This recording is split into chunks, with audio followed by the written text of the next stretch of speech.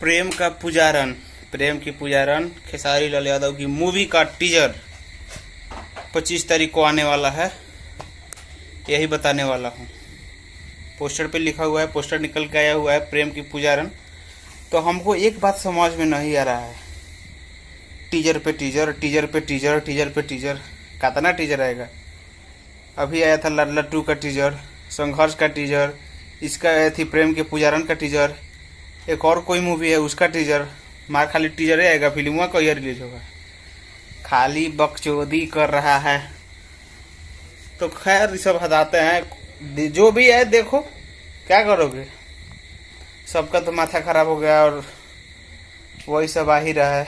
तो प्रेम का पुजारन बहुत ही मतलब अच्छी मूवी है, ये लव स्टोरी होगा ज़्यादा, खास कर यही हमको लग रहा है। तो ये आएगा कैप्टन हिट्स वॉच चैनल का नाम है, उसी पे आएगा। तो बस अब बार का वीडियो को नहीं करेंगे, जाओ और चैनल को सब्सक्राइब कर लो उस चैनल को, और 25 तारीख को तैयार रहना देखने के लिए। मिलते हैं नए वीडियो में कुछ खास अपडेट, यानी कि बिहार नए देख लिया लोग, ठीक बा। मिलते हैं नए वीडियो में, तब तक के लिए